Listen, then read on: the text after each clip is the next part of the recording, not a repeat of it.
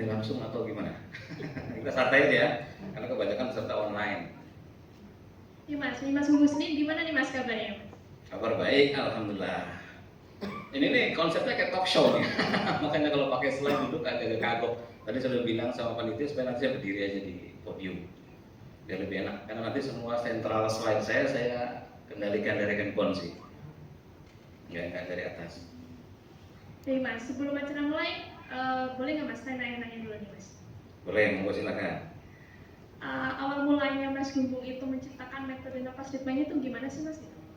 Ya sebenarnya sih ini sudah pernah saya informasikan di banyak video bahwa saya praktisi perguruan pencaksilat Merpati Putih dari Cirebon.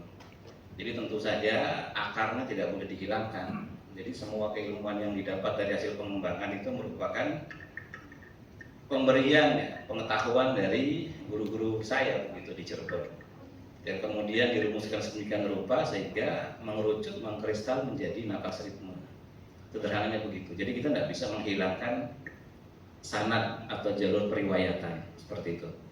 Nah, masalah kemudian pada prakteknya ada sedikit perbedaan pada pengetahuan, penguasaan dan sebagainya, itu tentu saja bergantung skill pada masing-masing orang.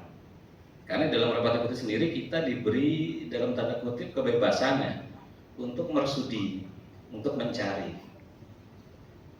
Gampangnya begini, kalau ada seorang murid yang berguru pada pelatih Merpati Putih, di mana pelatih itu seorang dokter, maka pasti sudut pandang murid itu akan ke dokter-dokteran. Penjelasannya berhubungan dengan medis dan sebagainya. Jika ada seorang murid yang berguru pada pelatih Merpati Putih, di mana pelatih itu seorang guru fisika atau profesor fisika, maka pasti penjelasannya akan lebih banyak ke arah fisika dan seterusnya. Jadi kita akan diwarnai oleh guru-guru kita dan penjelasan yang ada di situ. Nah, saya berguru awal mula di Cirebon dengan banyak pelatih dengan berbagai macam sudut pandang dan pemikiran. Juga berguru di luar ketika merantau, juga sama di Merpati Putih dengan berbagai macam sudut pandang dan pemikiran.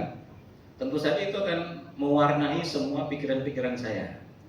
Dan karena saya pun hidup di lingkungan yang juga membangun atau membentuk pikiran-pikiran saya, jadi saya dapat melihat bahwa ini kayaknya ini bisa.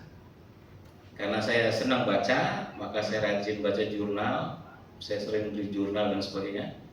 Lalu saya rasa ini bisa di-press lagi, disederhanakan lagi menjadi konsep yang lebih sederhana. Lahirlah teori napas ritme itu. Jadi bahwa napas itu ternyata bicara mengenai frekuensi dan gelombang. Sebagaimana ilmu Merpati Putih itu ilmu getaran.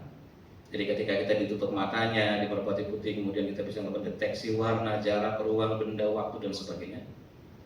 Maka mestinya itu bisa dinalarkan, karena ilmu naluri yang dinalarkan gitu. Maka penalaran dari ilmu getaran di Merpati Putih di dalam sudut pandang saya yang diwarnai oleh sekian banyak guru dan sekian belas tahun, sekian puluh tahun pengetahuan, itu bicara mengenai frekuensi dan gelombang. Maka mestinya ilmu nafas juga bicara mengenai frekuensi dan gelombang. Dan ketika diterjemahkan menjadi frekuensi dan gelombang, akhirnya jadi sangat mudah untuk memahami nyaris segalanya. Nyaris ilmu-ilmu lain, pengetahuan lain, kita ada saat ini di gedung ini, baik yang offline maupun yang Zoom, juga karena frekuensi dan gelombang yang sama, resonansi gitu kan. Kalau kita nggak beresonansi, nggak mungkin ada yang hadir dan nggak mungkin ada yang ikut Zoom.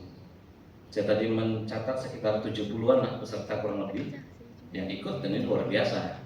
Animonya lumayan bagus, nanti kita akan bikinkan di beberapa kota yang akan datang. Kira-kira begitu. Jadi kristalisasi dari pengetahuan guru-guru kami, kemudian mengerucut menjadi ilmu frekuensi dan gelombang yang awalnya naluri, ilmu getaran naluri di Merpati Putih yang kemudian saya nalarkan. Saya buatkan hitung-hitungannya, saya uji pakai alat, ternyata benar, bisa terbentuk seperti itu. Kira-kira begitu. Wah, sangat luar biasa sekali berarti ya Mas. Berawal dari kita membaca jurnal, kita bisa dapat menemukan sebuah inovasi terbaru. Iya, tapi baca jurnalnya harus ratusan, nggak bisa satu dua. Dan perlu waktu bertahun-tahun. Karena satu jurnal itu harus ditelaah betul gitu kan.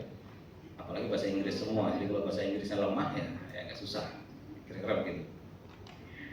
Baik, terima kasih kepada Mas Gunggung untuk jawabannya. Jadi sebelum acara dimulai, izinkan saya untuk membacakan ketentuan acara pada seminar pagi hari ini. Jadi untuk yang pertama, Untuk materi nanti selama 45 menit, kemudian dilanjut dengan sesi tanya jawab sekitar 75 menit. Mungkin tanpa berlama-lama lagi, kepada Mas Gunggung saya persilakan untuk menyampaikan.